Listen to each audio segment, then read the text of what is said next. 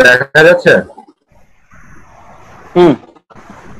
ওকে, এই যে যেমন আমার এখানে ক্লিক করলে ওয়ার্ক টুল যেটা Shift+R দিলে, আমি Shift+R দিলে এই বাটনটা আসতেছে, ঠিক আছে? কিন্তু এইভাবে কোনো এরকম দিলাম, কিন্তু এখানে আসলে আচ্ছা এখন আসছে, কিন্তু এই বাকিগুলা এই যে ক্লিক করলাম জাস্ট ওয়ার্ক টুলটাই আসতেছে, আর কোনোটা আসে না। পার্টাল টুল একই, একটাই জাস্ট ওয়ার্ক টুলটাই আসতেছে। এটা তোমার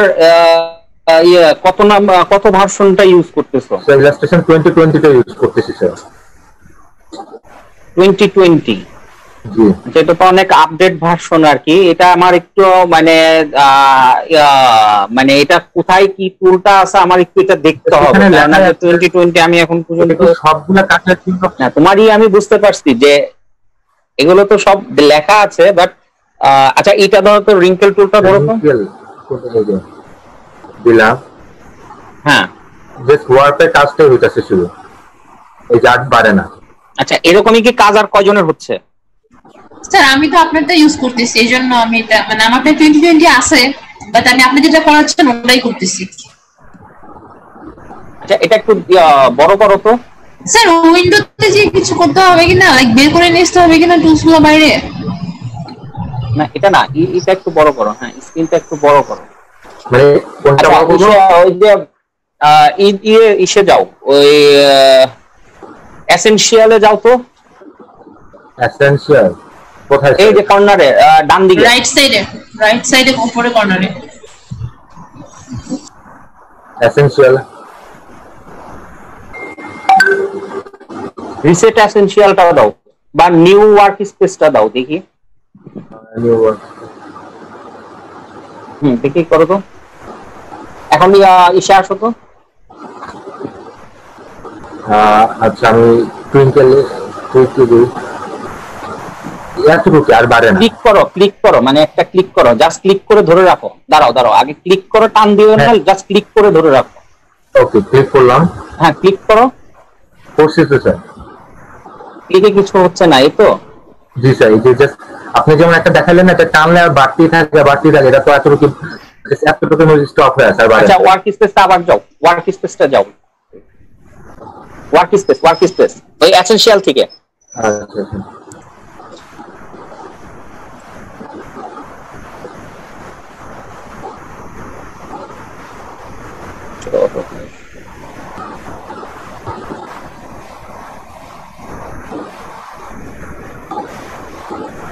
আচ্ছা একটু রিসেটে দাও তো।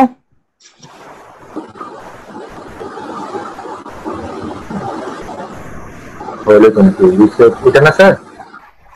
দেখি। হ্যাঁ দিছি। আচ্ছা এখন একটু দেখো তো। এতটুকু স্যার, আর বাড়ে না।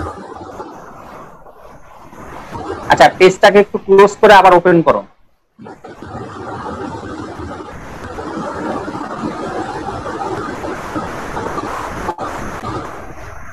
কারণ যে আপডেট ভার্সন গুলো একটু তো এই জন্য আর কি দেখা যায় যে একটু ঘাটাঘাটি না করলে হয় না।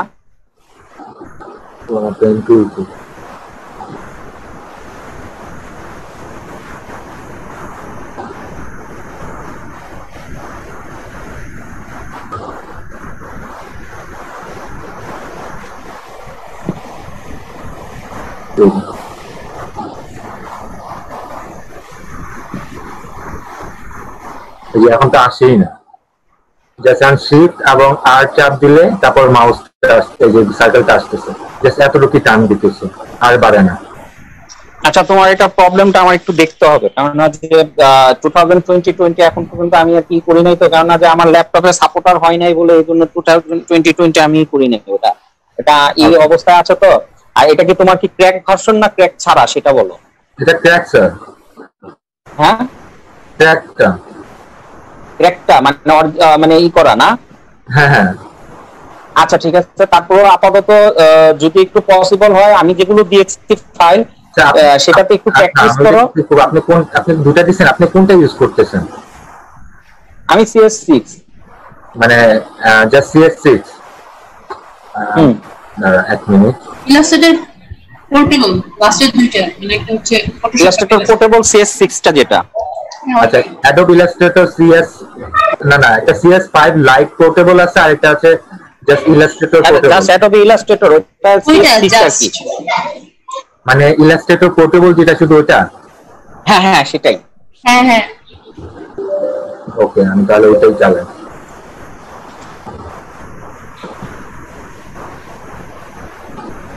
আচ্ছা যাদের একটু এই প্রবলেম হচ্ছে তাদেরটা আমি পরে আর কি দেখে একটু আমি মানে দেখে বলতে পারবো যে কোথায় কি কি প্রবলেম, বাট আপাতত যেগুলো আছে সেগুলো আমি আপাতত একটু শেষ করে তারপরে তোমাদের প্রবলেম সলভ করি, ঠিক আছে?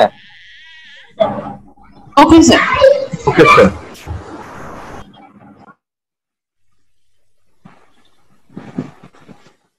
আচ্ছা তো এই টুলগুলো মূলত আসলে ডিজাইনিং এর ক্ষেত্রে কখন কোনটা ইউজ হবে সেটা আসলে ডিপেন্ড করতেছে সম্পূর্ণ কি আমাদের কাজের উপর, যে আমরা কখন কোনটাকে এটাকে ইউজ করাবো, ঠিক আছে? এ পর্যন্ত ক্লিয়ার? জি স্যার। আচ্ছা এরপরে হলো যে পার্সপেক্টিভ গ্রিপ টুল, যেটা হলো যে তোমার এটার মধ্যে জাস্ট এটা হলো যে তোমার ওই যে 3D বা পার্সপেক্টিভ ভিউ অনুযায়ী মানে আর কি বিভিন্ন শেপ ক্রিয়েট করা, ঠিক আছে? যেমন ধরো যে এই যে আমার যে ইটা আসছে, গ্রাফটা আসছে, চাইলে এই গ্রাফটাকে আমরা ইচ্ছা মতন একটু ছোট বড় মানে আমার ডিজাইন অনুযায়ী ছোট বড় করে দেন দেখো এখানে তিনটা অপশন আছে, যে লেফট রাইট আর নিচে, মানে 3D টা করার জন্য আমি কোন দিকে প্রথমে পোর্শনটাই করব। ধরো যে আমি যদি একদিকে করি তাহলে আমি যখন রেক্ট্যাঙ্গেল টান দিব দেখো আমার রাইট পোর্শনটা কি হচ্ছে, মানে এই পোর্শনে আমার গ্রাফের অনুযায়ী ডিজাইনটা চলে আসতেছে, ঠিক আছে? আবার এই পোর্শনে দিলে তাহলে ডিজাইন অনুযায়ী কি আমার এই পোর্শনে চলে আসে। এরপরে নিচেরটা দিলে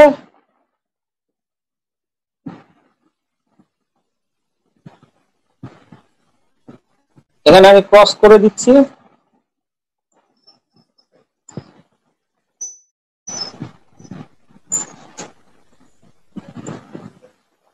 দেখো ডিজাইনের শেপটা কি, আমি যে ডিজাইনটার শেপটাই করছি সেটা কি আমার লেফট রাইট মানে আর কি তিন কর্নার, যেটা মানে আর কি আমার বেসটা যেটা সেটা 3D তে রূপান্তর করে দিয়েছে। মানে আর কি এগুলোই দেখা যাচ্ছে যে আমরা অনেক সময় কি বিল্ডিং যেরকম ডিজাইন করা হয় না, এটা যেমন ধরো যে কি আমাদের বিল্ডিং এর ডিজাইনের ক্ষেত্রে বেশি ইউজ হয়, কিছু কিছু সময় আমরা এটা কি বিল্ডিং ডিজাইনের জন্য বেশি ইউজ করে থাকি।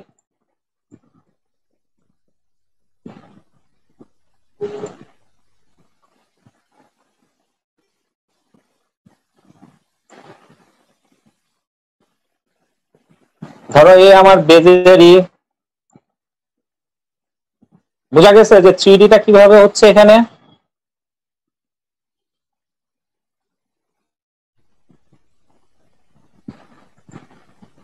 হ্যালো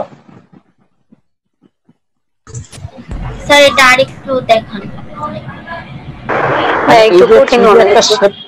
মানে এটা কি একটা পার্সপেক্টিভ ভিউ অনুযায়ী আমাদের যে আমরা যে ডিজাইন গুলো করি, ধরো যে কোনো ধরনের বিল্ডিং হোক বা কোনো ধরনের তোমার বক্স হোক, ঠিক আছে, সেই ডিজাইন গুলো খুব ইজিলি করার ক্ষেত্রে এই আমাদের পার্সপেক্টিভ এটা বেশি ইউজ করে থাকি।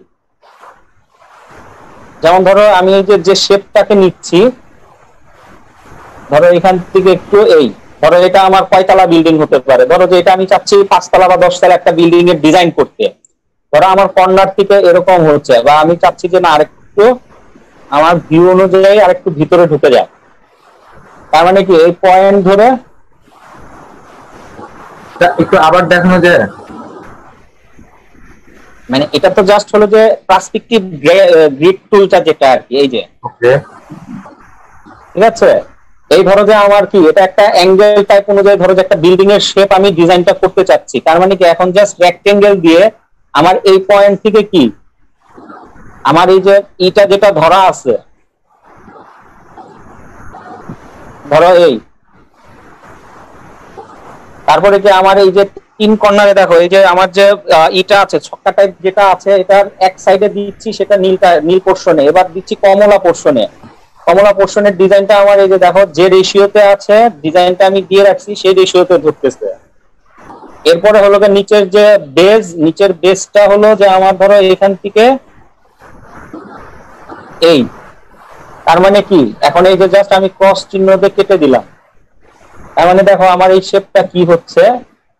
তিনটা যদি আমি তিন কালার দেই তাহলে বেসটা বুঝতে তোমাদের একটু সুবিধা হবে। মানে একটা 3D বক্স টাইপ মনে হচ্ছে না এখন? জি স্যার। মানে এটা আমি কি কালার করব বা যেই পোর্শনের কাজ করব এটা চাইলে আমি এখন যে কোনো ধরনের, ধরো যে এটা আমি চাইলে যে কোনো ধরনের, ধরো আমার এখানে আমি জালনা আঁকতেছি, এই একটা জালনা, এই একটা জালনা, এই একটা জালনা, ধরো এই একটা জালনা, এখানে ধরো দরজা দিচ্ছি, ঠিক আছে, এই আমার দরজা। তারপরে নীল পোর্শনে ক্লিক করলাম, ধরো এখানে জালনা, এখানে জালনা, এখানে জালনা, এখানে ধরো এখানে জালনা, এখানে জালনা, এখানে জালনা, ঠিক আছে।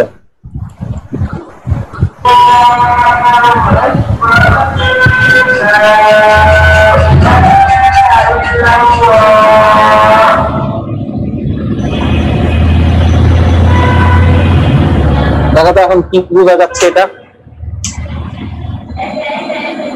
বিল্ডিং মনে হচ্ছে। হ্যাঁ, এই যে বিল্ডিং এর শেপটা যেটা, এটা পার্সপেক্টিভ ভিউ অনুযায়ী আমি যদি হাতে আঁকতে যেতাম তাহলে এই যে শেপে শেপে যে মিল রেখে যে মনে করো আমার জানলার ডিজাইন বলো, দরজার ডিজাইন বলো করতে হতো। এখন ওটা করতে গেলে কিন্তু অনেক টাইমের শিডিউলের ব্যাপার এবং মিলানো অনেক বিষয় আছে, ঠিক আছে। তো সেই ক্ষেত্রে কি এই পার্সপেক্টিভ গাইড টুলটা আমার ইজিলি এই 3D ডিজাইন গুলো অটোমেটিক খুব তাড়াতাড়ি খুব ইজিতে আমি করে ফেলতে পারতেছি। এখন এই যে ডিজাইনটা, এটাকে আমার একটা ধরো যে বিল্ডিং এর ডিজাইন হোক বা একটা ঘরের ডিজাইনই হোক, তো এই ধরনের ডিজাইন 3D শেপ গুলো মানে আর কি, এগুলো আমরা অনেক সময় দেখা যাচ্ছে যে বিভিন্ন ধরনের বেস বলো বা বিভিন্ন ধরনের কোনো ক্রিয়েটিভ ডিজাইনের ক্ষেত্রে যদি প্রয়োজন হয় তখন আমরা এটা ইউজ করি। ক্লিয়ার? জি স্যার। আচ্ছা, এরপরে আসো মেশ টুল। আচ্ছা, মেশ টুলটা কি? যে যেমন ধরো যে এটা একটা আমার একটা রেক্টেঙ্গেল। মেশ টুলটা হলো যে অনেক সময় আমরা দুই ধরনের কালার কম্বিনেশন একটু ইউজ করার ক্ষেত্রে ইউজ করে থাকি। যেমন ধরো যে যেটা কি আমরা নরমালি ভাবে গ্রেডিয়েন্টে ইউজ করতাম, বাট এটা মেশ টুলটা ইফেক্টটা একটু অন্যরকম। সে এই যে লাল কালারটা আমি ইউজ করছি, এটা দিয়ে আমি একটু লাইট ভার্সন যদি ইউজ করতে চাই, ধরো যে এটা তো আমার এই কালারটা ইউজ হয়েছে, এটা একটু আমি লাইটে নিয়ে গেলাম। লাইটে নিয়ে যে ওকে করে জাস্ট ক্লিক করলে দেখো এখানে একটা শেড চলে আসবে।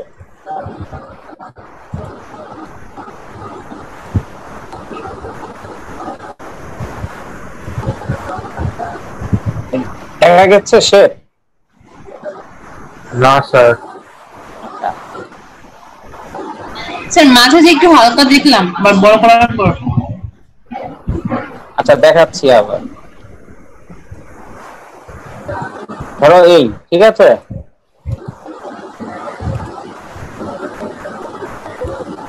একটু লাইট করে দিচ্ছি, ধরো এই এতখানি লাইট করে দিলাম, এই যে এখন বোঝা যাচ্ছে শেডটা?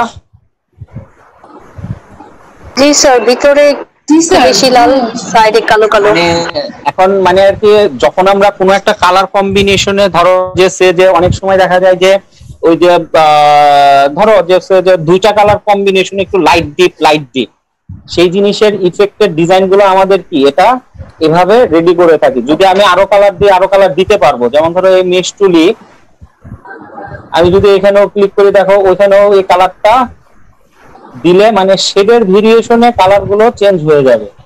এই যে ধরো এখানে একটা দিলাম বা এখানে একটা দিলাম, এই যে ডিজাইনটা ক্রিয়েট করলাম এটা সম্পূর্ণ ব্যাকগ্রাউন্ড বা বিভিন্ন যেভাবে আমি এটাকে ইউজ করি না কেন সেটার উপর আমার ডিপেন্ড করে। তার মানে কি যে অনেক সময় এই ধরনের এক ইসের বা দুই ইসের শেডের ক্ষেত্রে আমরা কি এই মেশ টুলটা ইউজ করে থাকি। ক্লিয়ার? জি স্যার। আচ্ছা, এরপরে হলো যে সেম যে এটা হলো গ্রেডিয়েন্ট টুল। গ্রেডিয়েন্ট টুলের কাজ তো সবাই জানো, যে গ্রেডিয়েন্টটা কি করতেছে, আমার কালার করে দিচ্ছে। এখানে গ্রেডিয়েন্ট টুলটা ধরে উইন্ডো থেকে দেখো এখানে গ্রেডিয়েন্ট অপশন আছে, গ্রেডিয়েন্টটা আমি বের করে নিচ্ছি। এই যে গ্রেডিয়েন্ট, ঠিক আছে, এই যে গ্রেডিয়েন্টটা বের করে নিলাম, দেন এখানে ক্লিক করে এটাকে ধরালাম। এখন নিজের মতন করে কালার চেঞ্জ করো।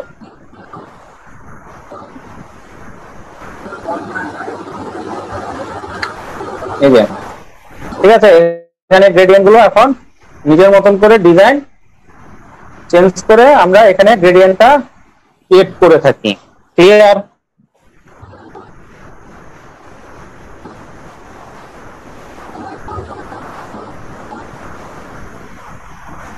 আচ্ছা, এখনই বন্ধ হয়ে যাবে, আবার ঢুকো সবাই।